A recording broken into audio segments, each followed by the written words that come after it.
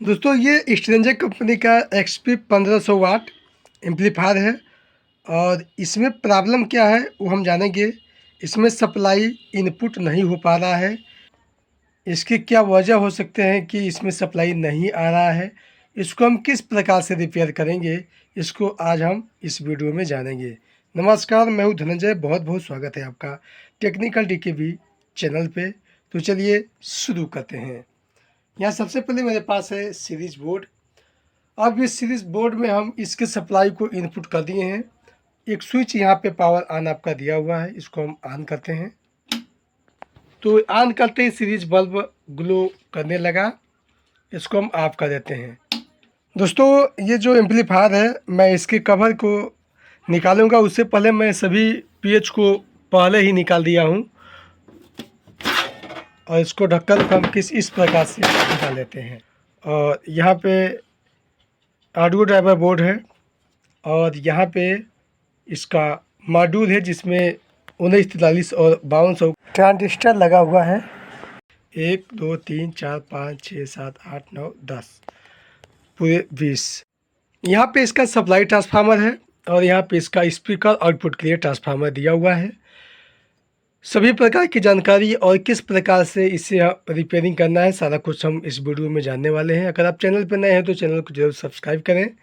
Video अच्छा लगे तो ज़रूर लाइक करिएगा और इसी तरीके का इलेक्ट्रॉनिक संबंधित वीडियो देखने के लिए अपने दोस्तों को शेयर करना बिल्कुल ना भूलें।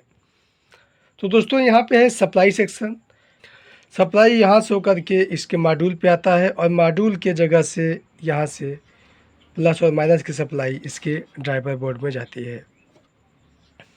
मुख्य चीज़ क्या क्या ख़राब होते हैं वो हम जानेंगे। ट्रांसफार्मर बिल्कुल ओके है, इस सेक्शन से स्टार्टिंग हो सकता है या फिर ऑडियो ड्राइवर बोर्ड के सेक्शन से स्टार्टिंग हो सकता है, अथवा ये जो ब्रिज है यहाँ से भी स्टार्टिंग हो सकता है। तो ये एम्पलीफायर दोस्तों मैं बताया कि सीरीज बल्ब पूरी तरीके से ग्लो कर रहा है, इसका पंखा भी नहीं चल पा रहा है। तो ये एम्पलीफायर शॉर्ट है। इसको हम किस प्रकार से रिपेयर करेंगे आइए हम जानते हैं। तो हम सबसे पहले चेक करेंगे कि ट्रांसफार्मर आउटपुट सप्लाई दे रहा है कि नहीं दे पा रहा है। तो सबसे पहले इस ट्रांसफार्मर के सप्लाई वाले वायर को हम निकालते हैं। इनपुट यहाँ पे दिया हुआ है, आउटपुट यहाँ पे दिया हुआ है, तो हम इसको निकाल लेते हैं। जिसमें से यहाँ पे 0 की सप्लाई ये है और यहाँ पे सप्लाई को हम देखेंगे कि कौन सा सप्लाई यहाँ पे आ रहा है। तो सोल्डिंग की सहायता से इन तीनों वायर को हम बाहर निकालेंगे। यहाँ पे हम स्विच को ऑन करते हैं। अब यहाँ पे ये जो सप्लाई है बीच में ये 0 की सप्लाई है, तो यहाँ पे 0 मल्टीमीटर को हम AC की रेंज में रख दिए हैं और यहाँ पे सप्लाई को देखेंगे तो यहाँ पे 58 बन रही है।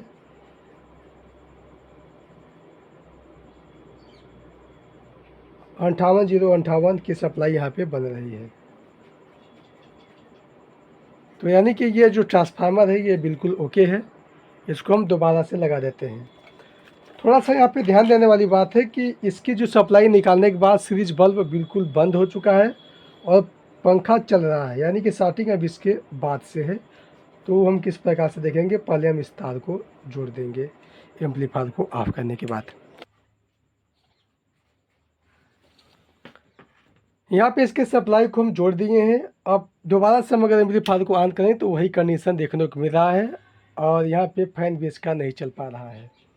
अब इसके बाद से कैपेसिटर होकर की सप्लाई इसके मॉड्यूल पे आती है 1943 और 5200 ट्रांजिस्टर पे। तो इन दोनों की सप्लाई को हम बारी बारी से निकालते हैं, जिसमें ड्राइवर बोर्ड की भी सप्लाई यहाँ से निकल जाएगी। अब हम दोबारा से एम्पलीफायर को ऑन करते हैं तो पंखा वहाँ पे चलने लगा, यानी कि अब इस सेक्शन में फॉल्टिंग हो सकता है और ड्राइवर बोर्ड के सेक्शन में फॉल्टिंग हो सकता है। बंद करते हैं एम्पलीफायर को। यहाँ पे इस मॉड्यूल को चेक करने से पहले हम इसके ड्राइवर बोर्ड के कंपोनेंट को हम चेक करेंगे। तो इसका ड्राइवर बोर्ड को हम बाहर निकाल लिए हैं और मुझे लगता है कि यहाँ पे एक जो ये रजिस्टेंस है ये बंद हो चुकी है और यहाँ पे जो 4 ट्रांजिस्टर दिए हुए हैं तो इसको हम चेक करेंगे कि कौन सा ख़राब है। यहाँ पे जितने भी ट्रांजिस्टर लगाए गए हैं बिल्कुल ओके हैं ये सब,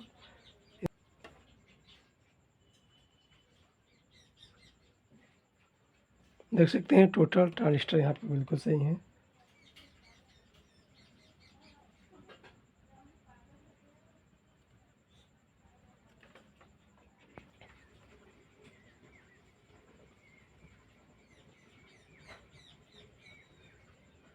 बिल्कुल सही है। और यहाँ पे ये जो मॉड्यूल है इसके दोनों साइड में, एक साइड में जो 5200 और 1983 लगा हुआ है उसको हम देखेंगे कि कौन सा 60 है। तो हम यहाँ पे सबसे पहले बेस और इमीटर पे देखते हैं। तो यहाँ पे 9 शो हो रहा है और यहाँ पे ये बता रहा है 0 पहला वाला जो है।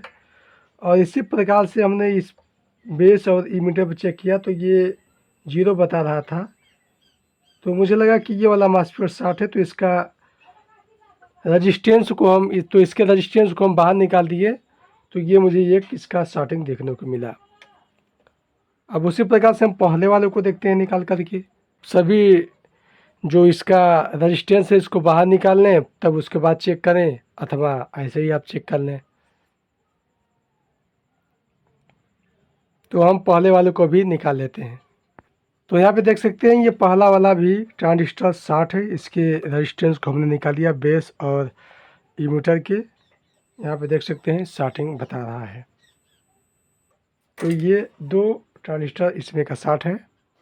अब देखिए इस साइड का भी ट्रांजिस्टर 60 बता रहा है, देख सकते हैं सभी यहाँ पे 60 बता रहा है। तो हमने इसको चेक किया तो मुझे लगा कि ये वाला ट्रांजिस्टर 60 है। इसका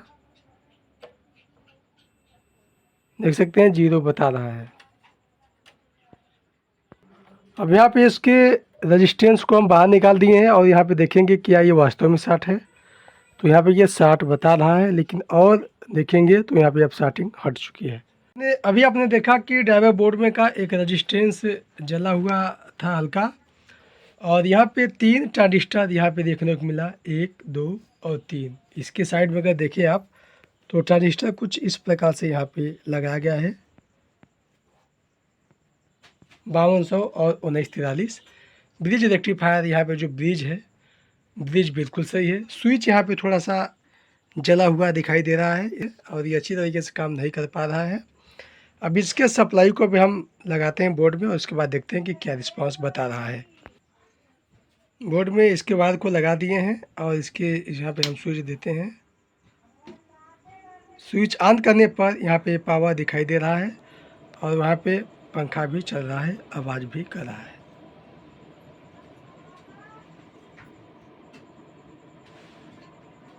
अब ये जो ट्रांजिस्टर है इसको लगाएंगे, इसके बाद एम्पलीफायर की ऑडियो को चेक करेंगे। मॉड्यूल को खोलने के लिए यहाँ पे जो 6 पेच दिया हुआ है इसको हम निकाल के ऊपर से मॉड्यूल को निकालेंगे और ट्रांजिस्टर को चेंज करेंगे।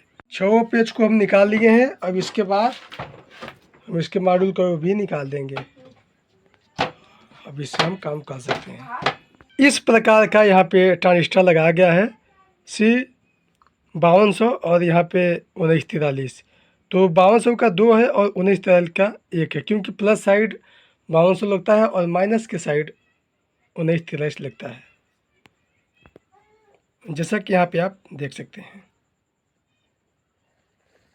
टूल से हमने ट्रांजिस्टर को निकाल लिया है और यहाँ पे नंबर देख सकते हैं A1941 दिया हुआ है। मेरे पास ये नंबर ना होगा कि मेरे पास है 1943N। ये ट्रांजिस्टर इसमें काम कर जाएगा, कोई प्रॉब्लम नहीं है। उससे पहले इसके हीटसिंक पेस्ट लगाना बिल्कुल ना भूलें आप। मैं हीटसिंक पेस्ट को अच्छी तरीके से यहाँ पे लगा करके इसको सेटिंग कर देता हूँ। हीटसिंक पेस्ट को हमने लगा लिया है और इसके ऊपर हम रखेंगे इस अपने 1943 को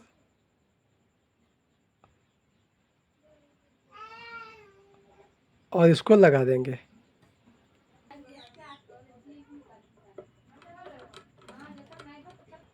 और यहाँ पे C5198 ये प्लस साइड का है सप्लाई वाला, ये दिया हुआ है। इसके जगह पे मेरे पास है C5200N,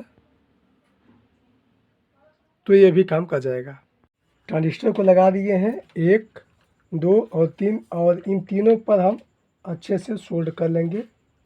सोल्ड आप कम से कम 25 वाट की सहायता से भी आप कर सकते हैं, लेकिन अगर 35 वाट का रहेगा तो थोड़ा सा और अच्छा से सोल्डिंग होगा।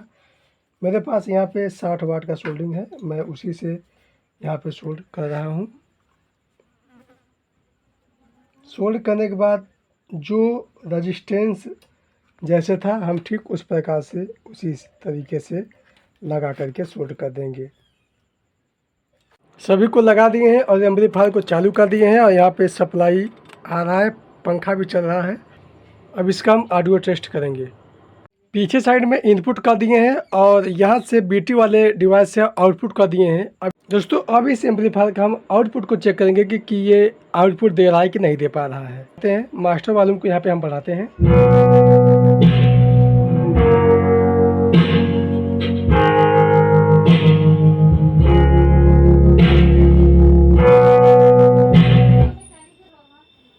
दोस्तों आपने देखा कि ये एम्पलीफायर कंप्लीट हो चुका है। आशा करता हूँ ये वीडियो आपको ज़रूर पसंद आया होगा।